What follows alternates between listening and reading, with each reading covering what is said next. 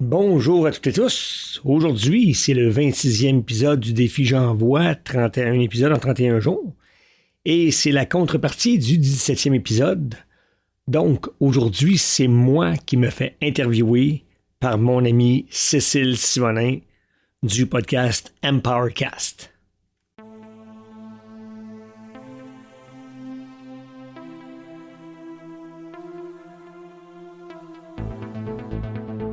Tu trouves que le monde va mal?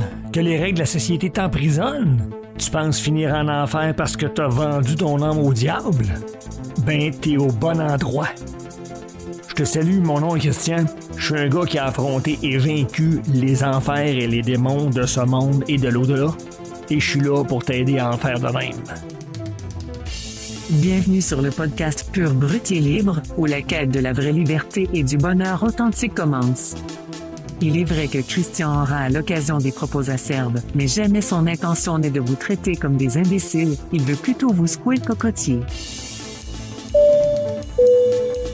Chers passagers, bienvenue à bord du vol Pur, Brut et Libre. Attachez vos ceintures, on décolle.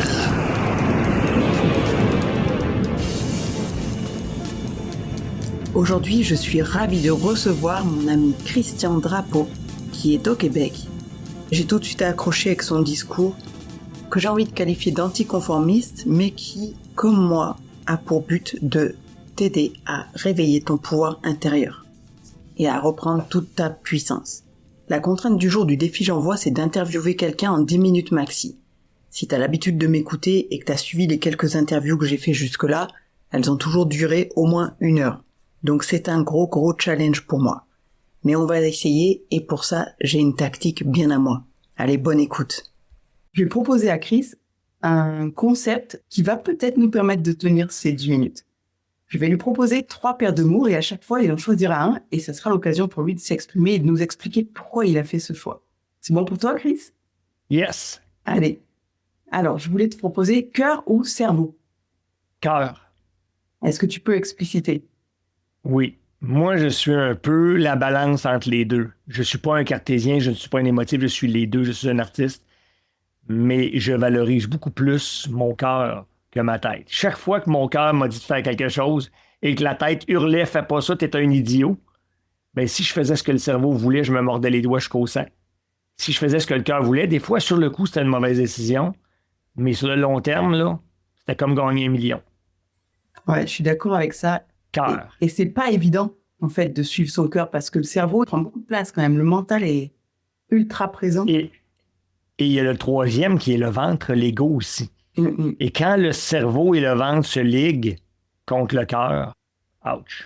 C'est un gros travail personnel que j'ai fait sur moi, tu vois, d'arriver à écouter un peu plus l'élan du cœur. Et j'invite tout le monde à essayer de le faire. Et je sais pas comment toi t'as fait, mais moi, je suis passé par le corps. Donc, par exemple, de la biodanza, c'est de la danse où il n'y a pas de chorégraphie. Il y a de la musique, tu as des indications, mais tu fais un peu ce que tu veux, tu laisses ton corps réagir à la musique. Et ça permet de couper le mental et de ressentir l'élan du cœur plus facilement. En tout cas, pour moi, ça m'a aidé. Ben, moi, j'ai eu la chance d'être un amateur amoureux de musique et de devenir musicien. Ça a été un exutoire. Ça a carrément été des thérapies dans ma vie. Et aussi, j'ai fait du kung-fu avec beaucoup de méditation. Donc, j'ai appris à m'ajuster à mon biorhythme. Super intéressant. Je précise pour on tous y les va. frustrés, là, on refera une interview plus longue avec Christian pour que vous puissiez mieux le découvrir. Si vous voulez. OK. Deuxième paire de mots, Dieu ou diable. Et là, je te provoque exprès, en référence au nom qu'avait ton podcast initialement, qui était Ni Dieu ni Diable, qui m'a, moi, tout de suite attiré, mais je te laisse choisir ou peut-être ne pas choisir de ce coup-là. C'est exactement ce que j'allais dire. Tu me connais un peu. J'allais dire, ben, ni un ni l'autre. Mais je dirais Dieu, mais avec un D minuscule. On pourra le présenter si jamais tu m'interviews. Pour moi, Dieu, il n'y a pas de volonté. Il n'y a pas d'aspiration. Il ne veut pas que tu sois gentil ou méchant parce qu'il n'est pas dans le temps. Je dirais Dieu, mais diable aussi parce que le mal, il existe. C'est les gens qui le font. Il n'est pas dans l'univers, le mal. C'est une conséquence. Puis c'est ni un ni l'autre. Ouais, je m'attendais un peu à cette réponse, mais je partage tout à fait ton point de vue. C'est très métaphysique comme discussion après, mais finalement, le bien existe parce que le mal existe. Donc, je vois pas comment un Dieu pourrait exister sans un diable, en quelque sorte. C'est comment t'expérimentes le bien si tu sais pas ce qu'est le mal. Mais Dieu n'a rien à voir avec le bien et le mal. Le bien et le mal sont des conséquences qui sont dans l'absolu, qui est intemporel. Ils sont là, c'est tout. Ils sont là comme le soleil. Oui, comme le jour et la nuit. OK. Et troisième paire de mots, travail ou passion? Passion. Pourquoi? Parce qu'étymologiquement, le mot travail vient de peine, punition. Moi, depuis que je suis enfant, je n'ai jamais voulu travailler de toute ma vie. J'ai travaillé quand même, mais j'ai fait ce que je voulais dans la vie. Mes parents étaient désespérés quand j'étais adolescent. Ils pensaient que je ne garderais jamais un emploi. Parce que quand j'étais malheureux, je partais. Moi, j'ai fait ce que je voulais. Oui, j'ai gardé des emplois que je n'ai pas aimés, c'est vrai. Parce que j'avais un enfant qui avait besoin d'orthèse, il fallait que je le nourrisse bien. J'avais un loyer à payer. Mais j'ai décidé de rester là parce que ce que je faisais là, il y avait de quoi qui m'attirait quand même. Donc, il ne faut pas travailler dans la vie. Il faut faire ce qu'on aime, ce qu'on est, nonobstant ce qui arrivera après.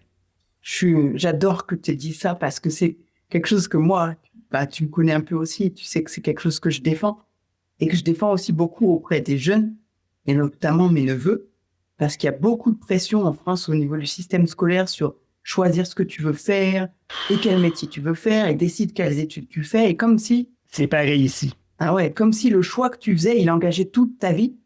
Et moi, j'arrête pas de dire non, ça n'engage que les premières années. Choisis quelque chose qui te plaît, c'est le plus important. Et moi, je suis la preuve vivante, comme toi, que de toute façon, on peut bifurquer à tout moment quand on en a envie. Je l'ai fait plus d'une fois. Tu veux nous retracer un petit peu ton parcours? On a un petit peu de temps pour se permettre. Tout d'abord, je voulais aller en informatique, mais j'ai réalisé que, à cause de mon cousin qui un jour me racontait qu'il était programmeur, puis que là, il était avec sa femme, puis il faisait l'amour, puis du coup, il y a eu un flash, il a tout lâché. Je dis non, moi, je ne vais pas là-dedans. Je n'amène pas le travail à la maison, pas la maison au travail. Qu'est-ce que je vais faire? Là, j'ai trouvé l'enseignement des maths. Je ne suis pas bon en mathématiques, puis je suis devenu bon. Je vais aider des enfants. J'ai fait ça.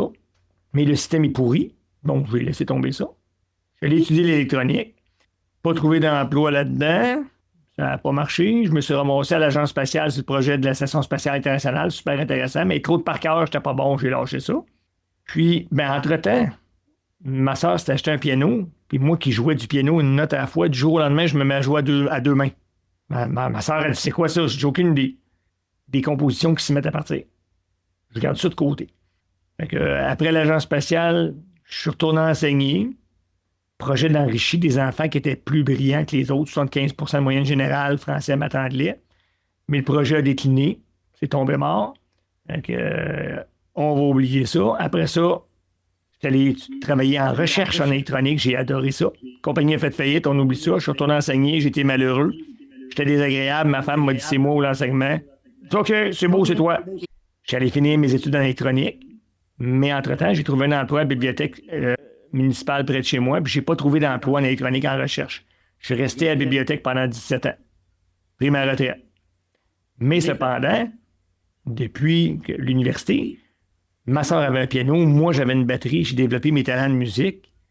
Puis, nonobstant mes travaux pour gagner de l'argent que j'ai fait, j'ai été un créateur. Moi, je compose. J'ai des milliers de compositions, autant rock que jazz que country. Et où est-ce que j'ai pris ça? J'ai aucune idée. Je connais rien en musique. J'ai ça.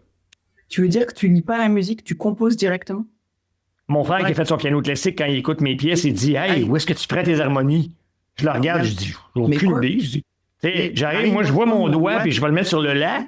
Puis là, dans ma tête, il y a comme un glitch, il y a deux fils qui se touchent, puis là, je prends le La bémol. Puis avant de peser dessus, je me dis « Ça va être horrible. » Puis là, en pesant dessus, ça fait un accord faux qui arrache le ventre. J'ai zéro mérite. Je suis chanceux. Ça, c'est du pur talent. C'est un don. Je remercie la vie. Moi, j'ai écouté tes compositions et je confirme que c'est top. Ben, merci beaucoup. Donc, je ne changerai pas le monde. J'avais l'âge, j'ai pris ma retraite avec pénalité, mais salut. Okay, c'est ça mon parcours. Et là, je fais des podcasts. Ouais, et d'ailleurs, je vous invite à aller écouter Pur, Brut et Libre. Et je pense qu'on a ressenti, même dans ce court échange, que tu es quelqu'un de pur, de brut et de libre. Et ça, moi, j'adore. En tout cas, merci. ton parcours, il illustre bien qu'on a toujours le choix de faire ce qu'on veut, de changer. Et oui, il y a des efforts à faire. Oui, c'est pas toujours confortable, mais on peut le faire. T'es d'accord avec ça? Il faut vivre avec les conséquences. C'est ça, assumer la responsabilité du choix ou du non-choix, dans les deux cas. Et voilà. Et là, ça fait 10 minutes. On est au top, Christian. Merci beaucoup. À bientôt. Merci à toi.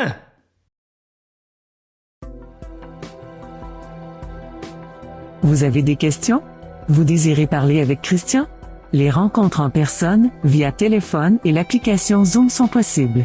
Peu importe la raison, écrivez-nous à ni Dieu ni diable, sans espace ni point, @proton.me. Vous trouverez tous les détails pour nous joindre dans le descriptif de l'épisode courant. Nous serions honorés d'avoir votre retour à propos de notre podcast et de son contenu, sinon que de simples salutations de votre coin du monde. Et n'ayez crainte, nous ne publierons pas vos messages ni ne divulguerons votre nom, à moins que vous nous le demandiez expressément. De plus, vous pouvez nous trouver sur Facebook. Cherchez dans les personnes, Christian, ni Dieu ni diable. Vous verrez notre logo hexagonal, bleu et vert. Vous pouvez aussi vous inscrire à l'infolettre appelée newsletter pour être avisé des publications d'épisodes ou recevoir d'autres communications. Vous êtes déjà du genre esprit libre avec des arguments bien assis pour appuyer votre vision de la vie? Vous avez vécu des phénomènes que la masse ne sait pas reconnaître parce que trop effrayants ou obligeants à remettre en question sa vision des choses? Pouvoir vous interviewer serait plus qu'apprécié. Si vous êtes intéressé à partager votre expérience en tant qu'invité, écrivez-nous.